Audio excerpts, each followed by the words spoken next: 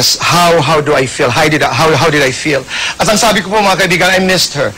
That came from the bottom of my heart. I missed Vicky. Off-cam, sinabi ko po kay Chris na nakakamiss din dahil nung mga panahon na nag-uusap at hindi pa nagpapahinga yung aming pagiging magkaibigan, every time she'd get into problems, she would call me for advice. Sabi ko dito sa Hidden Controversy, syempre tahimik ako dahil hindi nga kami nag-uusap.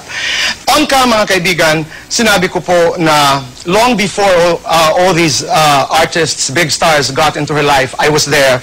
But we had more good times, we had more happy times than quiet times. Akala ko po maganda ang aking sinabi. Kahapon, right after the buzz, my first caller po was Rufa Gutierrez na sinasabi na sa akin kung narinig ko na yung sinabi ni Dr. Vicky Bello sa Central, doon sa kabila. Hindi pa, that was the first time I was hearing it. So, hanggat may mga text messages na pumasok po sa akin at sinabi kong hindi naman siguro sasabihin sa akin ni Vicky, ito, baka nagkakamali lang dahil malalim naman ang aming pinagsamahan at matagal ang aming pinagsamahan. At sabi ko nga, wala namang kaming pinag-awayan ni Vicky. Nasindak po ako, na-surprise po ako, hindi ako makapaniwala nung luminaw na ang lahat ng mga sinabi niya, yung konteksto ng kanyang interview. Nabigla po ako dahil, first of all, I didn't expect.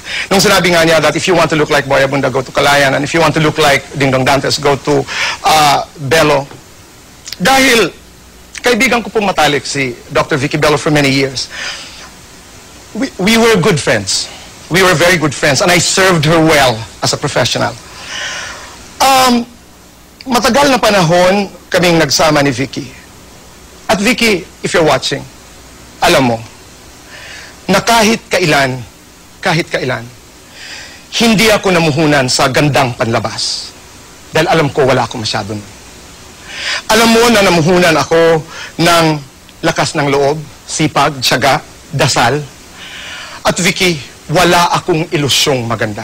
Wala akong ilusyong. Pero wala rin ninuman may karapatan manlait sa aking pagkatao. Mga kaibigan, last night, 10 o'clock in the evening, I got a surprise call from nanay. Mula po sa sama. Sabi ko, Nay, ba't ka tumatawag? Alas 11 na, alas 10. Dapat tulog ka na. Sabi niya, hindi lang ako mapakali. Sabi niya, sagutin mo lang ang tanong na ito.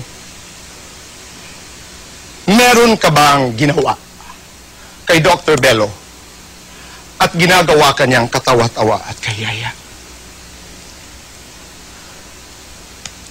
Wala po akong ginawang masama kay Vicky Bello.